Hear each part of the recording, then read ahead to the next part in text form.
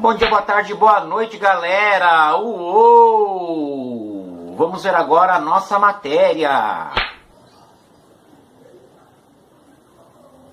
Muito bom!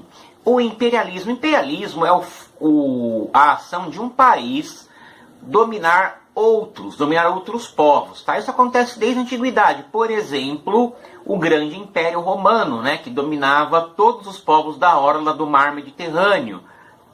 Teve também o Império Persa, teve também o Império Egípcio. Então, império é uma monarquia que domina outras, tá? Ou, na verdade, nem precisa ser exatamente uma monarquia, né? Os Estados Unidos praticam imperialismo no mundo e é uma república.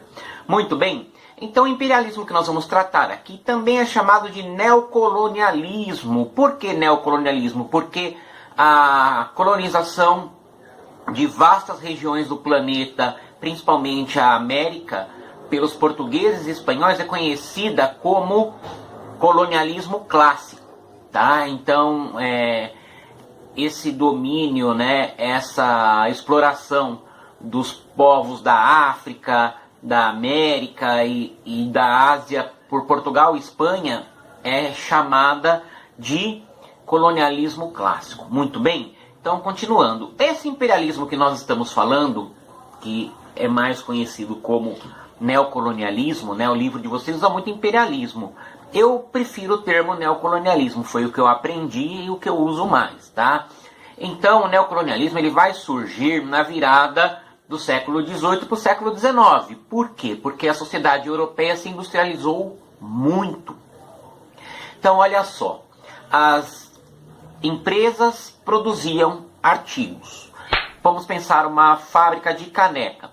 Fábrica de caneca tem 200 funcionários que fabricam as canecas. O dono dessas empresas, da época, começaram a adquirir muitas máquinas, né? Automatizaram a produção. E aí o que vai acontecer? Quem empregava 200 funcionários para fabricar caneca passou a empregar 100 funcionários. Mas vamos continuar pensando, né? As máquinas, elas produzem mais canecas, mais rápido, de maneira mais eficiente, não ficam doentes, não fazem greve e não pedem aumento de salário. Só vantagem? Nem sempre. Vamos entender. Os funcionários, eles não apenas fabricavam as canecas, eles consumiam também. Então, o cara não vai ter dinheiro. Então, o que vai acontecer? As máquinas produzem muito, em enormes quantidades, produtos de qualidade, só que as pessoas que trabalhavam nas fábricas estão desempregadas e não conseguem consumir. Estão entendendo como a lógica não fecha? Então, um monte de fábrica produzindo muitos artigos, não tinha quem comprasse. Por quê? Porque justamente para comprar com a aplicação das máquinas, se mandou um monte de trabalhador embora, pensando em não gastar salário, só que por outro lado não tinha quem consumisse. O capitalismo, ele é um sistema que, prestem atenção, ao mesmo tempo que ele cria as crises, ele também consegue sair das crises, né? Como? A solução para essa crise de produção, porque é o seguinte, quando se produz muito e as pessoas não compram, estoques altos, preços baixos. Estoques baixos, os preços sobem, né? A lei da oferta e da procura, a lei de mercado. Então, o que aconteceu? As pessoas não compravam os produtos fabricados nas indústrias, resultado, o preço deles caía, com menos faturamento as empresas começavam a mandar os funcionários embora e a crise ia aumentando. Então, para solucionar isso, veio o neocolonialismo. O que aconteceu? Com esse neocolonialismo, os europeus conseguiram mercado consumidor, matéria-prima e mão de obra barata, né? Tudo aquilo que estava em estoque encalhado na Europa e não vendia, né? Isso ia ser vendido para os africanos. Produtos muitas vezes, né, obsoletos. Espera aí, deixa eu só achar aqui. Isso. produtos muitas vezes obsoletos, tá? Ou seja, coisa que os europeus já não queriam mais. Então, matéria-prima barata, controlando os países africanos, eles venderiam a preço baixo as matérias-primas, mão de obra barata, que os africanos e os asiáticos receberiam menos salário, menos valor de salário do que os europeus, né? Ou seja, uma solução que continuava deixando os europeus pobres das indústrias numa situação ruim. E, enfim, era um mercado consumidor, né? Mercado consumidor, matéria-prima barata e mão de obra barata, tá? A divisão da África foi feita na Conferência de Berlim, capitaneada pelo Otto von Bismarck, chanceler da Alemanha, entre 1884 e 1885, e aí se dividiu a África entre os países europeus. Qual o problema disso? O problema disso é que essas divisões foram feitas em cima de uma mesa, tanto que se vocês olharem o mapa da África, vários países têm linhas retas nas fronteiras, né? Os europeus repartiram a África entre eles, foi o que aconteceu. E nisso, muitas vezes, juntaram dentro do mesmo território povos que eram inimigos há muito tempo, né? Povos que tinham tradições e costumes muito diferentes uns dos outros. Porque as pessoas falam, a África, pensa que a África é uma coisa só. Não é, a África é multiétnica, tem muitos povos, não só negros. A África tem várias religiões. A África é um continente enorme, não é um país. O país África é a África do Sul. O continente África é muito mais do que isso. É um continente que tem o islamismo, tem o culto aos orixás, tem o cristianismo, né? Tem uma série de religiões protestantes, católicas, enfim, a África é um lugar muito complexo, um continente. Tá? E os europeus não levaram isso em consideração. Então os franceses ficaram com o norte da África, né? Na Argélia, na Tunísia, o Marrocos, tiveram acesso a algumas regiões do Egito, os belgas com a região do Congo. O rei Leopoldo II transformou o Congo em sua propriedade particular com um detalhe. Ele promoveu um massacre contra os congolenses, ou congoleses. Né? Praticou um massacre. Mais de 20 milhões de pessoas foram mortas pelos belgas. Os belgas chegaram, inclusive, a fazer zoológico humano na Bélgica. Pois no final do 19, virada para o 20, tinha zoológico humano com africanos, para as pessoas observarem como os africanos viviam no seu modo de vida tradicional, né? Um horror. Que mais? Os ingleses ficaram com controle sobre o Egito e sobre o Sudão. E também, né, partes da África do Sul, partes do Egito, enfim.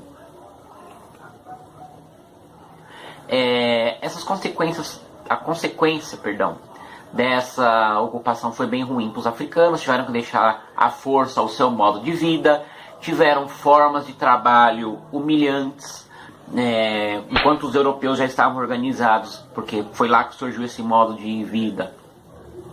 Eles já estavam organizados em sindicatos, em associações que lutavam pelos seus direitos. Os africanos não tinham nada disso. No Congo belga, domínio dos belgas, inclusive, os trabalhadores eram mutilados quando faziam alguma coisa errada. A polícia belga soltava os cães pastores belgas sobre as pessoas, né? Tanto que tem um filme sobre a luta do Muhammad Ali com George Foreman na África, um documentário que se chama Quando Éramos Reis.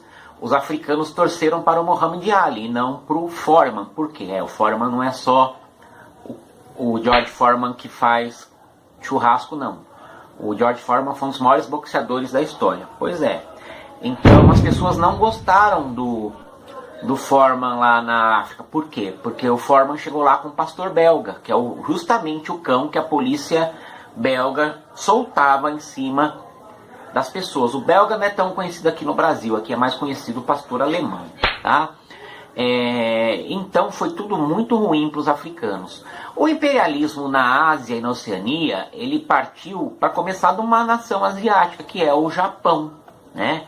Hoje o Japão é um país bacana, né? Um país que todo mundo acha da paz, mas o Japão passou por coisas horríveis durante o século XX para poder ter uma postura pacifista, né? Porque o Japão, no século XIX, botava as garrinhas de fora, né? O imperador Mutsuhito, que começou a era Meiji. Essa era Meiji foi a modernização do Japão, foi a abertura do Japão ao Ocidente. As pessoas do Japão pararam de usar roupas tradicionais, começaram a se vestir como europeus, como é hoje, né? Até tem roupa tradicional no Japão, mas os japoneses geralmente se vestem como nós, ocidentais. E aí os japoneses começaram a fazer incursões militares nos países da região, em partes da China, como na Manchúria, na Coreia, na Indochina, e o Japão começou a ter indústrias que exportavam produtos para o Ocidente, né, como chá e seda. Para os game maníacos, né, os gamers, como se diz hoje, para os gamers é importante uma observação. A Nintendo é dessa época, tá? A Nintendo é dessa época, a Honda, várias empresas japonesas antigas, né, de videogame, de carro, só que a Nintendo não fazia videogame, ela fazia cartas de baralho. São aí da era Meiji, final do século XIX, início do século XX, beleza? Os Estados Unidos se tornaram uma potência no final do século XIX, né, conseguiu se tornar independente, captou muitos imigrantes. Então, os Estados Unidos, na virada do XIX para o XX, já era uma potência e também estava praticando imperialismo, né? A China foi retalhada pelos europeus, dê uma olhada nessa imagem clássica que todo livro de história tem. Foi retalhada pelos europeus, né? Eles dividiram a China em várias partes e cada um ficou com um pedaço, né? Vocês veem aí a rainha da Inglaterra, o chanceler da Alemanha, o Otto von Bismarck, tem a mulher representando a rainha da França, alguém do Império Russo, czar do Império Russo, e o samurai japonês com a sua katana ali no lado, né? A Índia sofreu colonização dos franceses, dos portugueses, mas por último dos ingleses, que ficaram muito tempo lá, só foram embora da Inglaterra após a Segunda Guerra Mundial, graças ao movimento do Mahatma Gandhi. As Filipinas, ela era um território ali no Oceano Pacífico, que foi colonizado pelos espanhóis, por isso o seu nome Filipinas, homenagem ao rei Dom Felipe. Mas a partir do século XIX, os Estados Unidos tomaram para si as Filipinas, né? Porque era um território de importante rota comercial. A Indochina, que é um país que não leva mais esse nome, ele foi dividido em Laos, Camboja e Vietnã. Tem esse nome porque parece mesmo uma mistura de cultura chinesa com indiana. Também foi ocupada pelos franceses, né, para adquirir matéria-prima. E a Oceania, né, que são muitas ilhas lá, os países mais conhecidos, Austrália e Nova Zelândia, foram colonizadas pelos ingleses, né, escoceses, né, enfim, britânicos. E agiram de forma muito cruel contra as etnias de lá. Houve resistência? Sim. Né, ficou muito famosa, por exemplo, a resistência dos cipaios. A Guerra dos Cipaios na Índia. Os cipaios eram indianos que haviam entrado no exército britânico, mas, dado certo momento, tamanha era a opressão dos ingleses contra os indianos, que eles acabaram fazendo uma grande revolta. O que mais? Na África teve a resistência do rei Menelik II, que conseguiu botar os ingleses e outros para correr, né?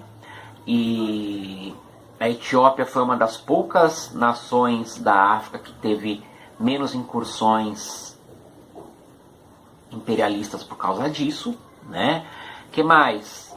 Na região do Quênia, o povo Nandi lutou muito contra as forças inglesas, né? Resistiram por 7 anos, mas quando seu líder foi morto, o movimento enfraqueceu. E quem lutou muito contra os ingleses são os Zulus, né? Os Zulus são famosos, inclusive, justamente por terem lutado contra os ingleses. Esse movimento de opressão dos povos europeus contra os africanos e asiáticos gerou movimentos nacionalistas de resistência, né? Na Índia se formou um movimento nacionalista que acabou dando origem, alguns anos mais tarde, né, no movimento do Mahatma Gandhi, que antes de qualquer coisa era pacifista sim, mas também era um movimento nacionalista indiano. E o panafricanismo ele foi idealizado por Marcus Mosiah Garvey. O Marcus Garvey é considerado o precursor do rastafarianismo, né? Quem gosta de reggae